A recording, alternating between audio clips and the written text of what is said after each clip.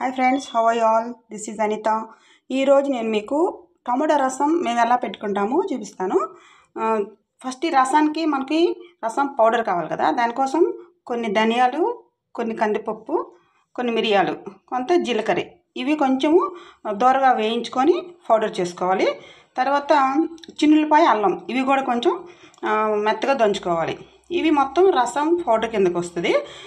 దీనికోసం మనం ఫస్ట్ టమోటాలు 2, ఒక ఆనియన్, కొంచెం చింతపండు కొంచెమే తీసుకుంటాం, ఇది టమాటా రసం కాబట్టి. కొన్ని చిల్లీస్ తీసుకోండి, ఒక 4 or 5, కొంచెం కరివేపాకు, కొంచెం కొత్తిమీర. ఇవన్నీ పీసెస్ చేసి కొంచెం వాటర్ పోసి బాయిల్ చేసుకోవాలి. ఆయిల్ లేకుండా ఒక్కొక్కటి మసాలా పౌడర్ వేయించుకోండి. ఫస్ట్ కందిపప్పు కొంచెం దోరగా వేగిన తర్వాత ధనియాలు వేయండి. ధనియాలు, మిరియాలు కూడా లో ఫ్లేమ్లో పెట్టి కొంచెం దోరగా వేయించుకోండి. అంటే గ్రైండ్ చేసేటప్పుడు మెత్తగా లేకుండా ఉంటాయి. ఆయిల్ వేయకుండా వేయించుకోవాలి. కొంచెం వెచ్చబడితే సరిపోతుంది. లాస్ట్లో జీలకర్ర వేయండి. లేకపోతే జీలకర్ర ఉట్టిన మడిపోయింది అనమాట. సో కొంచెం ఈ కలర్లోకి వస్తే సరిపోతుంది. కందిపప్పు కూడా కలర్ చేంజ్ చేయించుకోండి పోతుంది. లాస్ట్లో దించే ముందు జీలకర్ర వేయండి, సరిపోతుంది.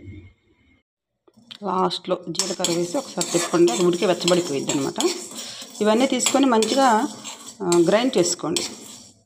ఎప్పటికప్పుడు ఫ్రెష్గా చేసుకుంటే రసం పౌడర్ బాగుంటుంది, టేస్టీగా కూడా ఉంటుంది రసం.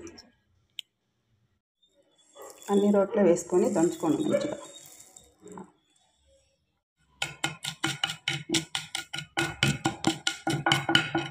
రసం పౌడరు ఇలా మెత్తగా అయ్యేంతవరకు గ్రైండ్ చేసుకోండి.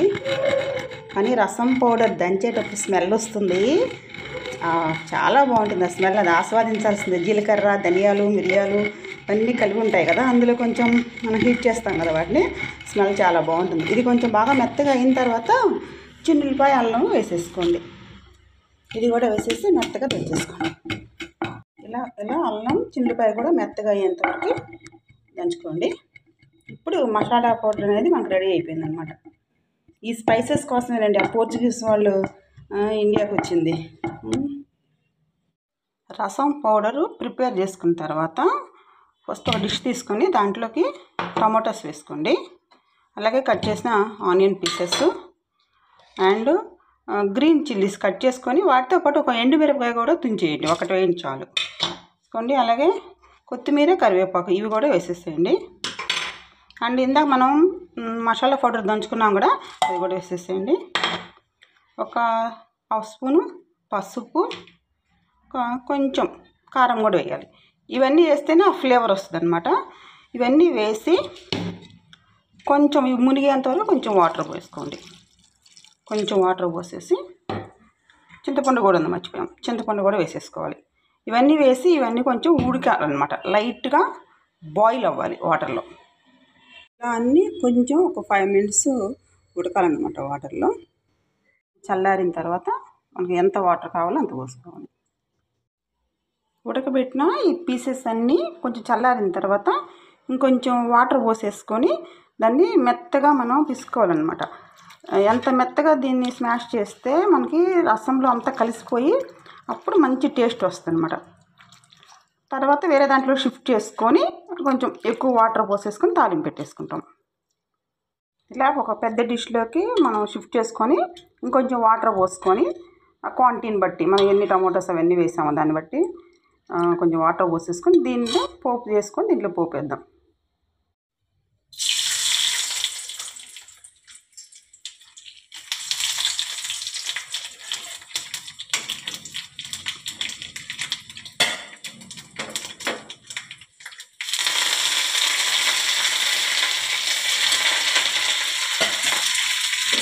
రసంలోకి ఆనియన్స్ కొంచెం పొడవుగా కోసుకుంటే బాగుంటాయి.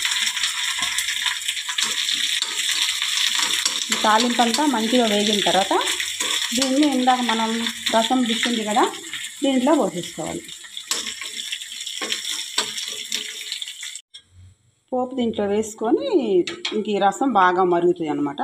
తాలింపు ఈ రసంలో వేసిన తర్వాత ఈ వాటర్ క్వాంటిటీని బట్టి మనం ఇప్పుడు సాల్ట్ వేసుకోవాలన్నమాట.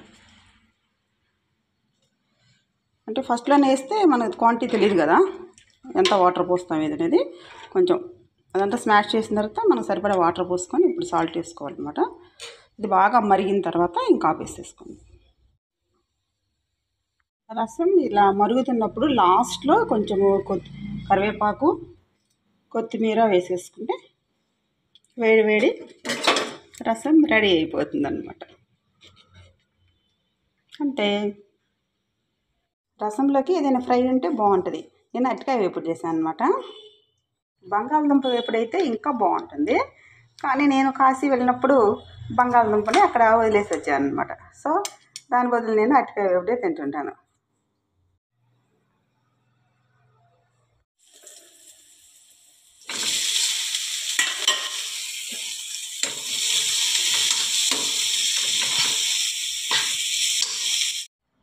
వేడి వేడి అన్నంలో ఈ రసం ఈ అరటి వేపుడుతో నంచుకొని తింటుంటే మామూలుగా ఉండదు.